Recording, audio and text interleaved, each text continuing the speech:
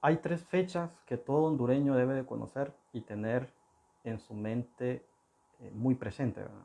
15 de septiembre de 1821, 1 de julio de 1823 y 5 de noviembre de 1838. Creo que debemos de tener la capacidad de explicar qué significan estas tres fechas, la importancia que tienen estas tres fechas para nuestra historia. De las tres, hoy vamos a hablar de una. 1 de julio de 1823 y la creación de las Provincias Unidas del Centro de América y la independencia absoluta de lo que nosotros conocemos Centroamérica. Buenas noches a todos, gracias por estar aquí. Gracias a todos por conectarse, un gusto saludarlos. Mi nombre es Daniel Vázquez, soy historiador y pues hemos creado estos espacios en Facebook, en Twitter y ahora utilizamos la red social de TikTok para eh, platicar un poquito sobre la historia de Honduras, ¿verdad? Que es bastante desconocida, pero muy interesante. Así que muchísimas gracias a todos por estar aquí. Hoy, como les digo, vamos a hablar sobre la creación de las Provincias Unidas del Centro de América, que se creó el 1 de julio de 1823. Ok, vamos a ponerle un poquito más de volumen entonces. Estamos, vamos a ver, ¿me escuchan ahora? No sé si me escuchan, si me confirman, por favor. Estamos prácticamente, estamos prácticamente a 36 días para cumplir 200 años de la independencia absoluta de Centroamérica. Recordemos que el proceso de la independencia es eso, un proceso, o sea, son diferentes etapas que tenemos, son diferentes momentos que tenemos eh, para llegar a lo que nosotros nos constituimos como un Estado, ¿verdad? Esto ha sido todo un proceso. Entonces vamos a hablar un poquito de los antecedentes. Nos ubicamos el 15 de septiembre del año de 1821, ¿verdad? Creo que todos sabemos que nosotros nos independizamos del Imperio Español, lo que se conoció como la Capitanía General de Guatemala, o sea, lo que actualmente nosotros conocemos como El Salvador, Honduras, Guatemala, Nicaragua, Costa Rica, Guatemala, Chiapas, ¿verdad? Formaban parte de la Capitanía General de Guatemala. Ese bloque de países, que actualmente son países, ¿verdad? Nos independizamos el 15 de septiembre del año de 1821 del Imperio Español. La independencia del 15 de septiembre de 1821 podemos hacer otro en vivo para explicar las causas y todo lo demás. No me interesa en este momento. Lo que me interesa del 15 de septiembre de 1821 es un artículo que dice o que eh, sí, dice que hay que convocar a los diputados constituyentes de las diferentes provincias, ¿verdad? Eso no se realizó porque el 5 de enero del año de 1822, la Junta de Gobierno que se crea después de la independencia del 15 de septiembre nos anexó de forma unilateral al Imperio Mexicano de Agustín de Iturbide, el primer Imperio Mexicano de Agustín de Iturbide. Ahí respondemos algunas preguntas que nos hacen muchas personas, ¿verdad? Que si Honduras o que Centroamérica perteneció a México, ¿verdad? Sí, pertenecimos al Imperio Mexicano de Agustín de Iturbide. Sin embargo, ese fue un imperio bastante efímero, cae, ¿verdad? Eh, en ese imperio, ¿verdad? Es donde entra en escena José Cecilio del Valle como vicepresidente de ese congreso, ¿verdad? Fue también canciller de México, creo que ya no sé si con ustedes fue que hice un en vivo, creo que fue por Twitter, que conmemoramos los 200 años en que José Cecilio del Valle se convirtió en canciller del Imperio Mexicano. No es cualquier puesto, ¿verdad? No es cualquier, como decimos en términos generales, no es cualquier pelagato, ¿verdad? Este señor, ¿verdad? Porque llegó a tan alto nivel en el Imperio Mexicano. Sin embargo, como el imperio cae, ¿verdad? Por las diferencias, contradicciones que hay en ello, ¿verdad? Eh, se convoca a el 1 de julio de 1823 a los diputados de las diferentes provincias que formamos la Capitanía General de Guatemala y que salíamos del Imperio Mexicano de Agustín de Iturbide a la ciudad de Guatemala para una reunión o para una asamblea. Y el 1 de julio del año de 1823, todas las provincias, ¿verdad? O sea, todo lo que es Centroamérica actualmente, envía diputados y se declara el 1 de julio de 1823 como la independencia absoluta de Centroamérica. Ojo, lo primero que quiero explicar es lo siguiente. No se llamaba Centroamérica, se llamaba las Provincias Unidas del Centro de América. Por primera vez en la historia, ya no nos llamamos Capitanía General de Guatemala o Guatemala, nos llamamos Provincias Unidas del Centro de América. Así que en tiempo y espacio, ¿verdad? 1823, 1 de julio de 1823, cuando se convocan a los diputados en Guatemala y se crea la Asamblea Nacional Constituyente, entonces es que se emite ese decreto en lo cual nosotros nos llamamos Provincias Unidas del Centro de América. Esa va a ser la base teórica que va a servir para la formación de la Federación Centroamericana el 24 de noviembre de 1824, cuando se promulgue esta Constitución. Entonces, ¿qué pasó en Centroamérica entre el 1 de julio de 1823 y el 24 de noviembre de 1824? Esta unidad territorial, toda esta unidad territorial, se llamó Provincias Unidas del Centro de América. Y aquí hay varios datos interesantes que se los voy a ir planteando uno por uno, ¿verdad? Primero, como les digo, cada provincia envió sus diputados. Lo envió Tegucigalpa, lo envió Lancho, lo envió Comayagua, lo envió Costa Rica, San Salvador, lo envió León, de Guatemala, lo envió Chiapas también, ¿verdad? Porque Chiapas se va a separar tanto de las Provincias Unidas del Centro de América, perdón, cuando se crea la Federación Centroamericana prácticamente se separa porque hacen un referéndum y ellos deciden unirse a México. Pero Chiapas por 300 años fue nuestro hermano. Por eso hay una gran cantidad de similitudes entre ambas regiones, ¿verdad? El sur de México es muy característico o tiene muchas similitudes con Centroamérica. Y la respuesta es bien sencilla, porque estuvimos unidos por 300 años cuando formamos parte del imperio español. Cuando nos unimos al imperio mexicano, ellos se unen con nosotros también, pero cuando creamos la federación, ellos se separan y se unen a México y nosotros constituimos la federación en 1824. Entonces, varias cosas importantes aquí cuando se crean las Provincias Unidas del Centro de América. Primero se crea una bandera. No sé si ustedes vieron la publicación que hice yo en Facebook, ahí aparece la bandera de las Provincias Unidas del Centro de América. Los colores, ¿verdad? Están inspiradas en las Provincias Unidas del Río de la Plata, lo que nosotros conocemos actualmente como Argentina. Segundo, se nombra una junta de gobierno provisional para gobernar Centroamérica. Tercero, estos diputados que llegan a Guatemala se declaran como diputados constituyentes, ¿verdad? Y empiezan la redacción de una constitución. Y esta constitución que ellos promulgan es una constitución liberal que tiene varias influencias. Por un lado, tiene la influencia de Colombia, de esta constitución de la Gran Colombia, ¿verdad? Lo que nosotros conocemos como Colombia.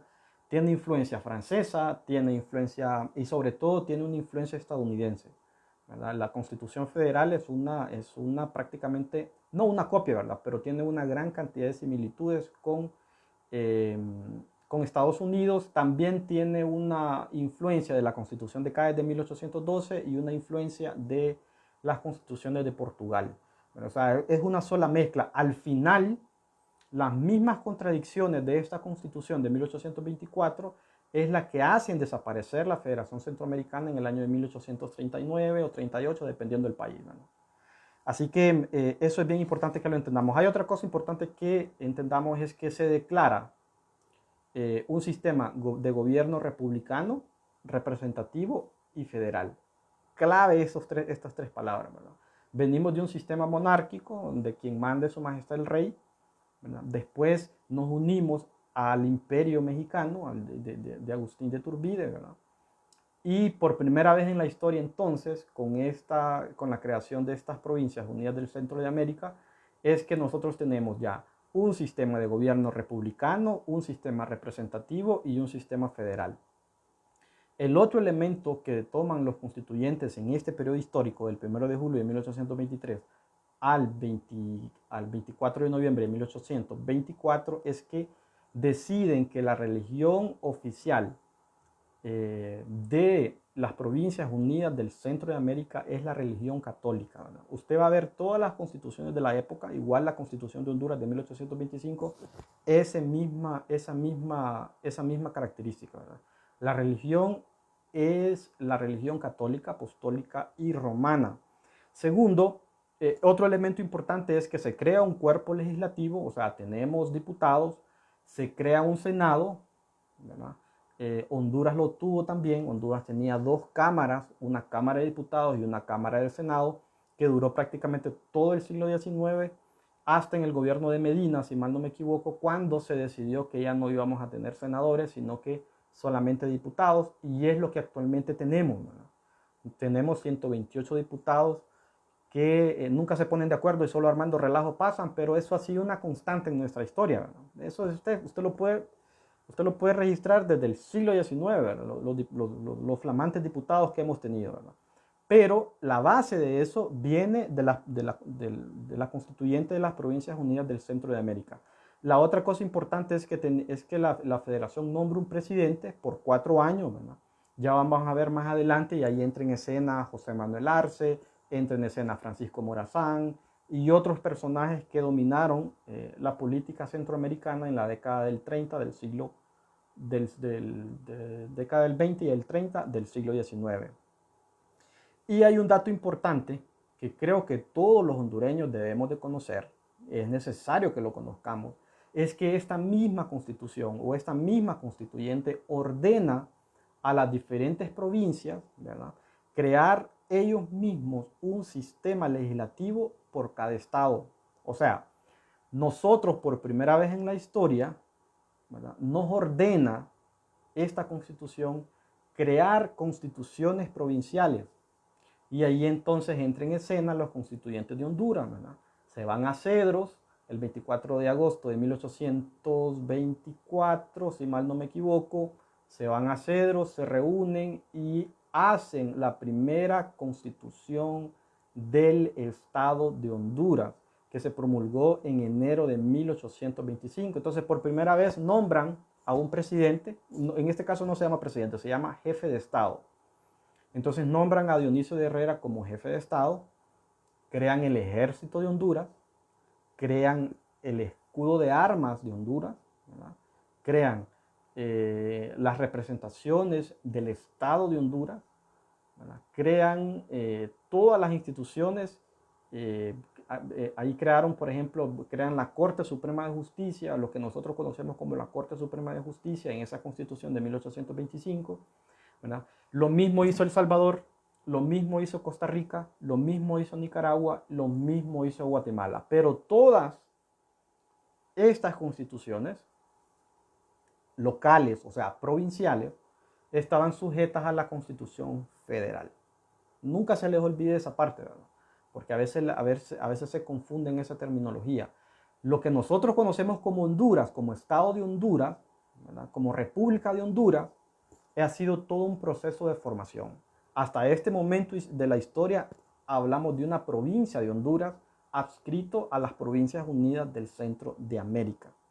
En el año de 1824, entonces, Chiapas se separa, como les dije, ¿verdad?, de la Federación Centroamérica, de las Provincias Unidas del Centro de América, y no quiere formar parte de la federación. Es así entonces que no sé si ustedes han leído la Constitución Federal de 1824, léanla, se la recomiendo.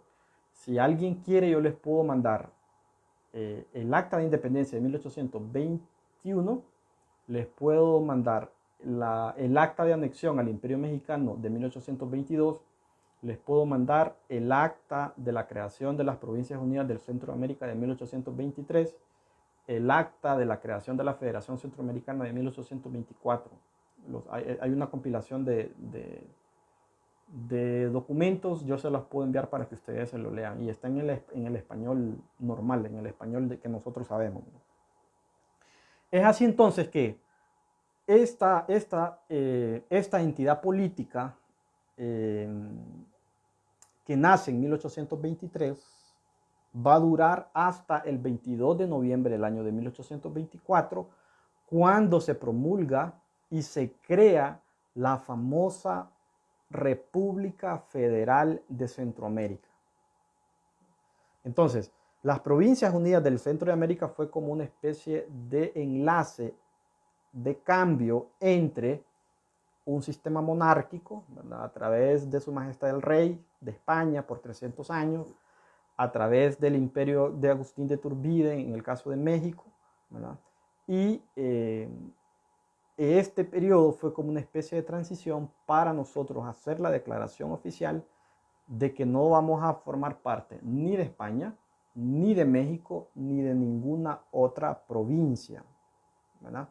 Entonces, como se da este periodo de transición, se ponen las bases para Centroamérica, se unifica entonces centralizado a través de la federación hasta el año de 1824. De ahí entonces usted va a ver todas las provincias o todos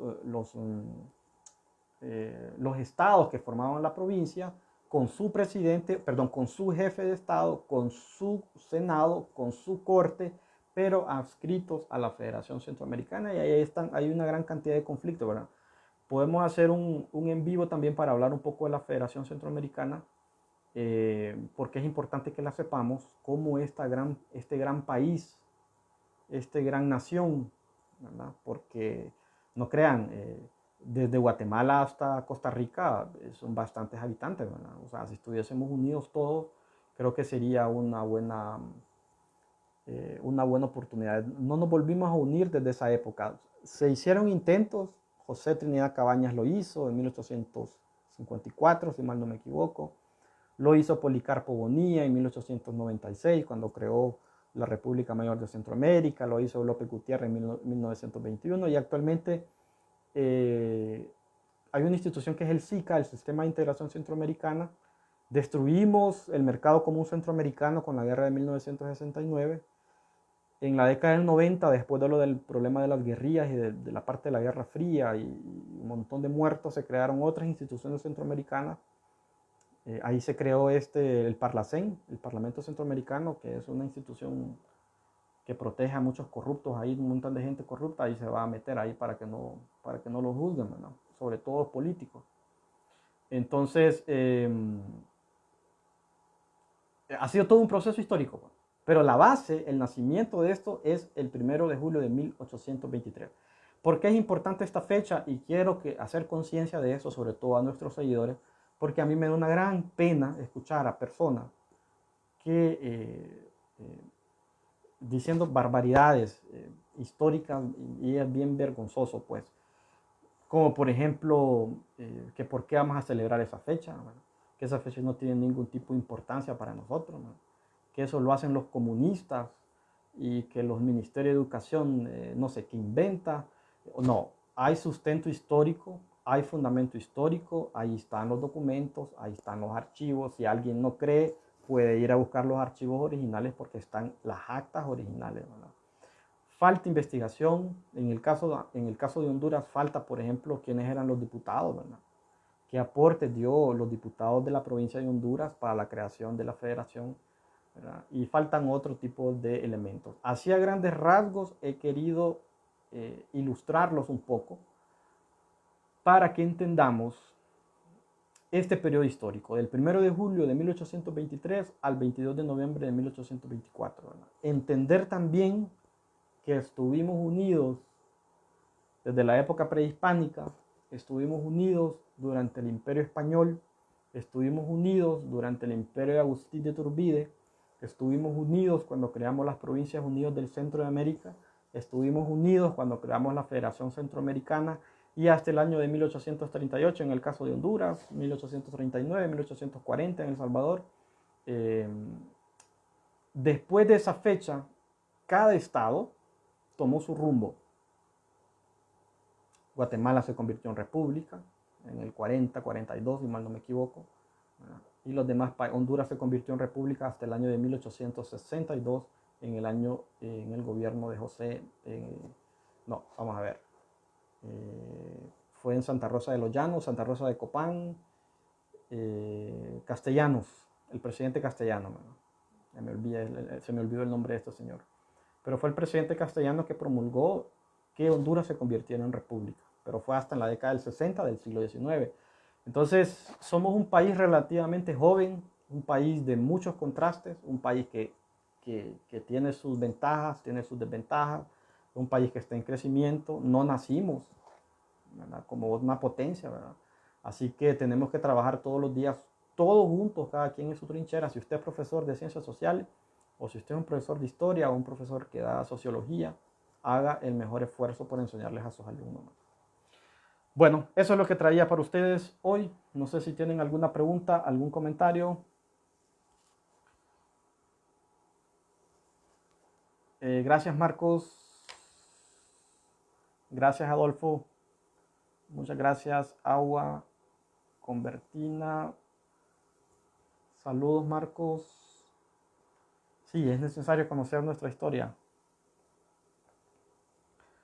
¿Sabía usted que en este país hay descendencia indirecta, tataranietos? No existe el término del cura Miguel Hidalgo de México. No, no sabía, Adolfo. Eso es nuevo. No sabía, en realidad. Pero sería interesante investigarlos. Hoy no andan tan preguntones. Es que estos temas casi no son tan atractivos. Pero es necesario conocerlos. Saludos, Yuri. Saludos, Carlos, siempre fiel. Saludos, Daniel, siempre he estado interesado en la evolución de tanto los países, provincias y las banderas de Centroamérica. Y desde a dónde fueron originalmente establecidos los países exactamente. Es necesario conocer los países. Justo hoy en la mañana hice un Twitter espacio en la red social de Twitter para hablar de Álvaro Contreras. Y yo les comentaba a los seguidores, por ejemplo, que en El Salvador hay un departamento que se llama Cabañas. ¿Por qué El Salvador tiene un departamento que se llama Cabañas? O un departamento que se llama Morazán. Si Cabañas y Morazán son de Honduras, ¿qué relación tienen? ¿Verdad? Y Álvaro Contreras, un hondureño que estuvo en la constituyente de 1872 o 73, no me recuerdo, fue el que propuso ponerle el nombre del departamento de Cabañas. ¿Qué quiero decir con esto? Que somos hermanos, estamos unidos, tenemos una historia en común. ¿Verdad? El Salvador y Honduras creo que son los dos que más nos parecemos. Pero igual pasa con Guatemala. Aquí tenemos toponimias de los países, ¿verdad? Igual pasa con Nicaragua. Desde la época prehispánica, usted ve esas terminaciones de Danlí, Oropolí, Oculí. Va a encontrar usted en Nicaragua una toponimia de Estelí, por ejemplo. ¿Qué significa eso? Que estuvimos unidos desde la época prehispánica. Así que las élites no nos tienen que poner a pelear en ese sentido. Dice Abner, saludos Abner, hace mucho leí algo sobre Ramón Oquelí relacionado con ese tema. Sí, Ramón Oquelí analiza este tema también.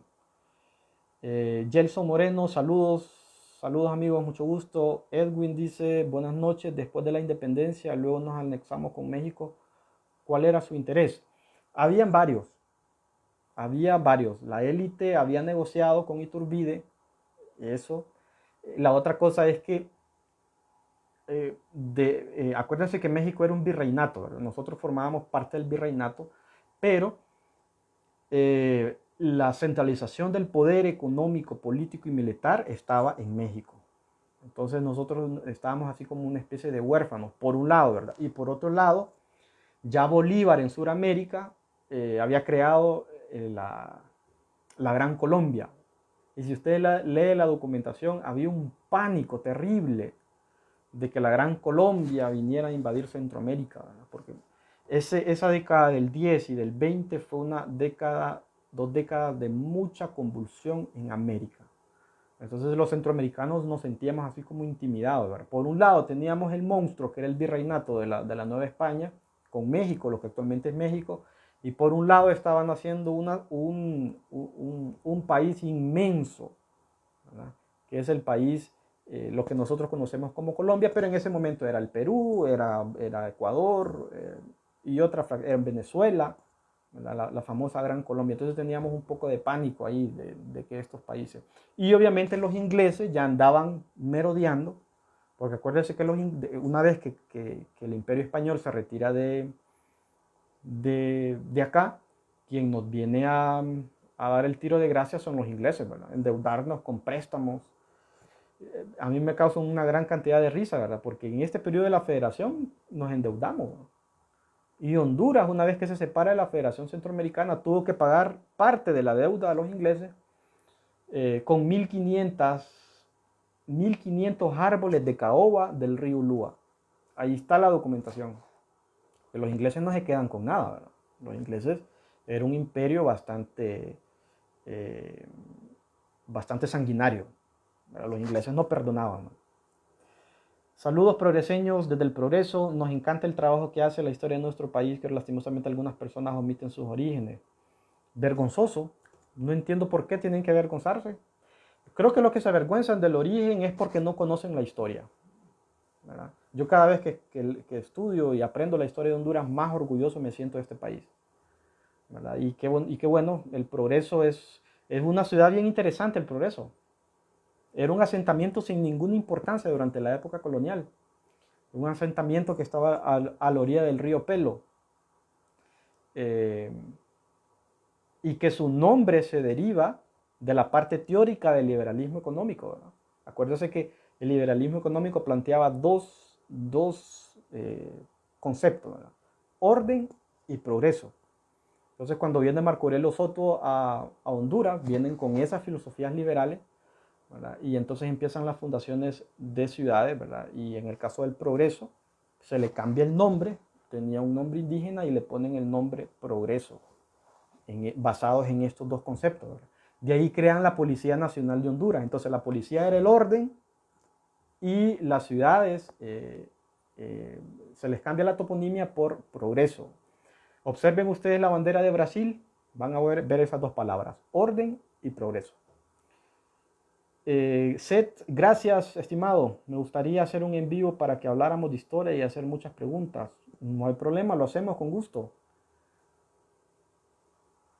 Gracias por la información, dice Edwin. Gracias, Edwin. Carlos, disculpa, no pude escuchar la respuesta que me diste.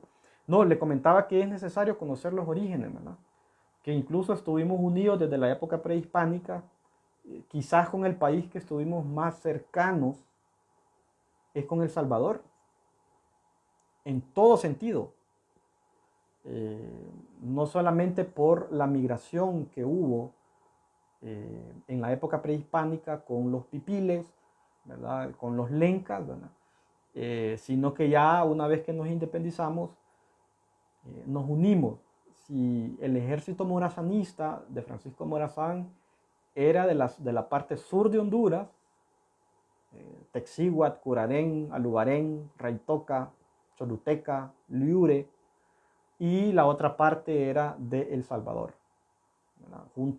Este ejército que forma Morazán es el que llega a invadir Guatemala, allá en la década del 30, ¿verdad? Entonces, estuvimos unidos, estamos unidos y tenemos el mismo origen, la misma historia. Y les hacía el comentario del departamento de Cabañas, ¿verdad? Que El Salvador lo tiene, que es una sugerencia de Álvaro Contreras, que hoy se entrega el premio periodista del nombre de Álvaro Contreras, y fue Álvaro Contreras el que propuso, porque fue diputado de la constituyente de El Salvador, que propuso ese nombre, ¿verdad? Y les pongo otro ejemplo, Juan Lindo, ¿verdad? Juan Naponiceno Lindo y Zelaya fue presidente de Honduras y fue presidente de El Salvador.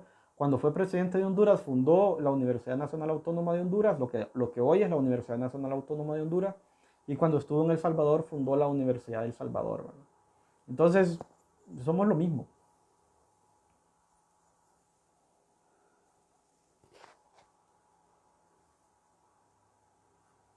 Saludos, Elvin, gracias. Saludos hasta Estados Unidos. Estoy muy agradecido con las personas que me escriben de diferentes países. Vean, me llena mucha alegría leer WhatsApp, correos, ¿verdad? De hondureños que se han ido, de hondureños que han nacido allá y están interesados en el país, ¿verdad? Escríbanme, yo comparto los libros que tengo para que ustedes lo puedan leer allá. Y es necesario que, si hay algo que yo les quisiera inculcar a los que están allá y tienen hijos, ¿verdad? Incúlqueles la historia del país. Dejen, no hagan o no dejen que los absorban todo ese montón de noticias negativas que salen del país. ¿Que es necesario conocerlo? Sí, pero también es necesario conocer la parte buena, los aportes que hemos realizado, ¿verdad? No solamente Honduras, Centroamérica, sino que al mundo entero, ¿verdad? Lo que pasa es que no lo conocemos. Dice, un detalle de la bandera de la Federación Centroamericana es muy parecida a la República Argentina. Claro que sí.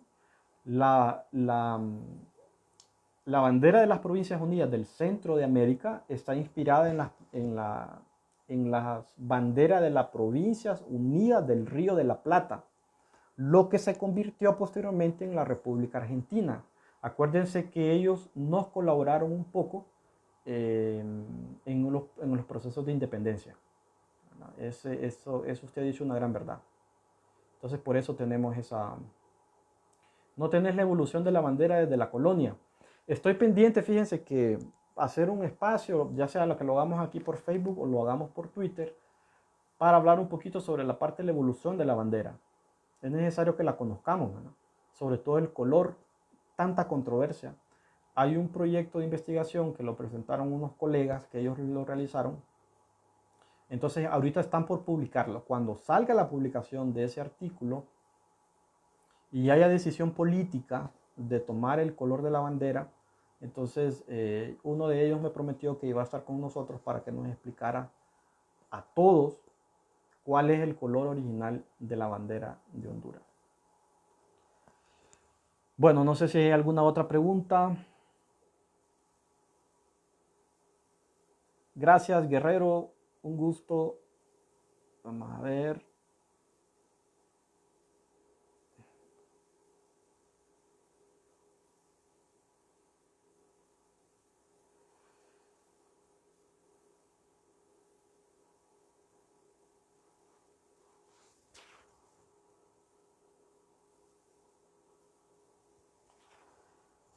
Ya no puedo leer más, no sé, no mío, sos grande, Daniel, ya no hay mucho que les interese, se preocupe y de conocer toda la historia de nuestro país. Por eso después ahí andamos diciendo, discúlpeme la expresión que la voy a decir, ¿verdad? Por eso después andamos diciendo burradas ahí y tonteras ahí, que es bien vergonzoso. A mí me da pena, ¿verdad? Justo porque no leemos la historia de nuestro país, ¿verdad? Y hay una campaña de desprestigio para nuestra cultura, incluso para nuestro propio idioma, fíjense. No entiendo en qué cabeza cabe desprestigiar el idioma español, si este es uno de los idiomas más interesantes que hemos tenido o que han existido. Orgulloso del idioma español. Pero hay cierto sector de que hasta eso. Yo me peleé, yo soy así, cuando hay un tema que me gusta, yo me meto rollo, ¿verdad? Yo me peleé con unas personas ahí por los famosos cohetes o cohetes en Navidad. Yo desde que estoy niño, reventamos cohetes. Y como historiador me puse a investigar, y eso es de la época colonial. Nosotros teníamos fábricas de cohetes. Hay un informe que se le envía a Su Majestad el Rey en 1802, donde hay una montaña, así decía el intendente anguiano, que se podía producir pólvora como una gran fábrica a nivel de Centroamérica. Y Honduras tenía ese potencial. Pero ha existido una campaña los últimos 10, 15 años de los medios de comunicación para destruir esa tradición. Y esa es una tradición colonial, o sea, no es una tradición del siglo XX, no es una tradición del siglo XIX, es una tradición del siglo XVI. Entonces yo más que le veo que se quemó el dedo un niño, que se mató, son accidentes que suelen pasar. Pero creo que hay más muertos por andar borracho, o hay más muertos por andar a exceso de velocidad o por no ponerse casco cuando uno maneja, que por reventar cohetes. Entonces yo veo, a veces siento que es una campaña en contra del país y en contra de nuestra cultura, ¿verdad? Pero como aquí estamos los historiadores, vamos a defender eso, ¿verdad? Sí, en eso estamos, Carlos. Vamos a ver si armamos un, un canal de YouTube. Muchas gracias por las sugerencias. Lo que pasa es que le quieran quitar por el hecho de que los niños se queman. Repito, a nosotros nos compraban los cohetes, ¿verdad? O sea, porque eran los papás que compraban los cohetes y ellos estaban ahí con nosotros, ¿verdad? Cierto tiempo y nos compraban cohetes pequeños que nosotros pudiéramos reventar. Nada de estar comprando esas cosas grandes, ¿verdad? Pero repito, aquí se quieren quitar atajos. Y fíjense que las ferias, por ejemplo, que es una tradición colonial, hay una característica que tienen las ferias y es el uso de cohetes, sobre todo los cohetes de vara, o los cohetes, que nosotros le decimos cohetes, ¿no? Los cohetes de vara. Y hay todo un simbolismo alrededor. ¿Por qué es el primero, el cohetero, por qué es el primero que va en la procesión? ¿Por qué no es el último? ¿Sí? Hay un simbolismo religioso en ese sentido. Entonces, prohibir la cohetería no solamente nos limita eh, a cultivar nuestras tradiciones, sino que también tiene una connotación religiosa. Y hay que tener mucho cuidado con eso también. Yo nunca me quemé con un cohete, ni yo, nunca. Toda la evolución de la moneda, eso es un bonito tema. La historia oral de los ancianos dice que Honduras acuñó monedas en su tiempo. Claro que sí. Claro que sí. Sí, tenemos ahí monedas desde la época colonial. Si usted encuentra una moneda de la época colonial que aparece la T y no la quiere, la ve muy fea, regálemela. Son bromas. Esa es una joya. Esa T que aparece ahí significa que fue acuñada en Tegucigalpa y son escasísimas esas monedas. Entonces, si usted tiene una moneda de esas, de la época colonial, que aparece una T en la parte de abajo donde hay unos arbolitos, téngame la seguridad que tiene una verdadera joya en sus manos, ¿verdad? Así que cuídenla. Las monedas se cuidan. ¿Cuáles fueron las nominaciones de monedas y hasta cuándo llegaban? Es decir, 1, 2, 5 y 10 lempiras. Acuérdese que el empira, la creación de la moneda del empira es reciente, amigo. El empira se creó el 6 de abril de 1926. O sea, que no tenemos ni siquiera 100 años de usar la moneda lempira. Y se empezó a imprimir el empira hasta el año de 1831-32. Si usted tiene monedas de 50 centavos de esa época, tiene también una verdadera joya. Esas monedas del 31, del 32, del 33, creo que del 37 hay otra, son monedas, y si aparece el 0.9 ahí, significa que el 90% de esa moneda es de plata. Cuídela. Son una reliquia. Yo tengo varias ahí. Si usted no las quiere, me las puede regalar, no hay problema. Compa, en Comayagua no hay día de los 365 días que no suene cohetes. Hasta para velorio se usan, ni te cuento para diciembre, y se maneja que es la quema más grande de Honduras. Y eso tiene una cosmovisión, amigo. O sea, no es que son locos, no es que son millonarios, no. Eso tiene una connotación religiosa. Así de sencillo. No es así nomás. Imagínate que acá ya en los supermercados ya están vendiendo cohetes para el 4 de julio y en Honduras los quieren quitar. Exactamente, no puede ser posible. Regálame una de esas monedas. No, esas las tengo guardaditas ahí. Bueno, un gusto. Muchísimas gracias. Gracias por darle me gusta ahí. Eso nos ayuda a aumentar los views, las interacciones, ¿verdad? Les agradezco muchísimo a todos. Propongan temas. Ya se viene el mes de junio. Ustedes propongan el tema y nosotros buscamos siempre estamos haciéndolo los viernes a las 7:30, ¿verdad?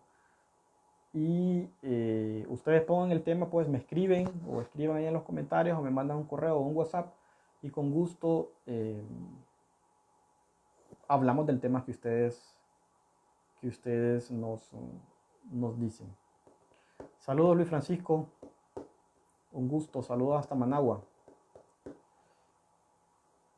Bueno, si no hay más, entonces me dio mucho gusto escucharlos. Estamos a la orden. Ahí está el WhatsApp.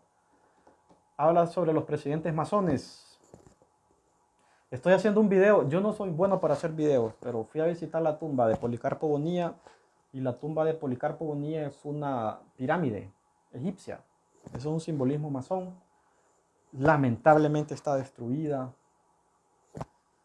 Qué pena, ¿verdad? Que el fundador del Partido Liberal, este partido grande que tuvo el siglo XX Honduras, haya caído en lo que ha caído, ¿verdad? Que ni siquiera su fundador cuidan. Sin embargo, voy a hacer el video para que ustedes vean cómo está la tumba de este presidente masón. Igual podemos hablar de Terencio Sierra y de otros presidentes que fueron masones en el siglo XIX y principios del siglo XX, ¿verdad? La masonería tiene una importancia bastante importante. El 14 de julio, la guerra del 69, también podemos hablar. Este es un tema bastante interesante. Creo que nos interesa tanto a El Salvador como a Honduras hablar de esa temática porque esta es una de las heridas abiertas que todavía se da. Yo recibo mucho mensaje de salvadoreños que dejaron todo en Honduras en esa guerra, se les expropió, se les quitó, tuvieron que vender eso barato, dejaron sus hijos, dejaron su familia, ¿verdad? La vez pasada recibí una imagen de una señora, creo que de 80, 85 años, de Choloma, que ella estaba buscando a sus amigos que eran salvadoreños, que jugaban tierra en Choloma, y que con esto de la guerra los expulsaron del país, tuvieron que salir del país, y entonces ella quería volverlos a ver antes de morirse, ¿verdad? Y ahí tengo esa foto, una foto histórica, ¿verdad? Ojalá alguien la logre ver y que ellos se puedan encontrar. Entonces, esto de las guerras es bastante delicado, ¿verdad? El papá de Mel robó tierras a salvadoreños. Los Celayas son familias coloniales, ¿verdad? Yo he encontrado documentación que ellos compraban tierras a su majestad el rey desde el siglo XVII. Yo he visto la documentación. Estas no son familias pobres, son familias de élite. Podemos también hacer un en vivo para hablar un poquito de estas familias coloniales que todavía están vigentes, ¿verdad?, en el área política y económica del país. Con la mayor seriedad, sin caer en esos rasgos políticos, porque está muy polarizada la situación, ¿verdad? Va y me denuncian la cuenta. No. Así que bueno, si alguien quiere, entonces, estos documentos que mencioné, el Acta de Independencia del 15 de septiembre de 1821, el Acta de Anexión al Imperio Mexicano, el Acta del 1 de julio de 1823 y la creación de la Federación Centroamericana, escríbanme, tengo un PDF, se los puedo mandar para que ustedes lo puedan tener. Así que bueno, buenas noches, un gusto saludarlos y muchísimas gracias por siempre vernos aquí.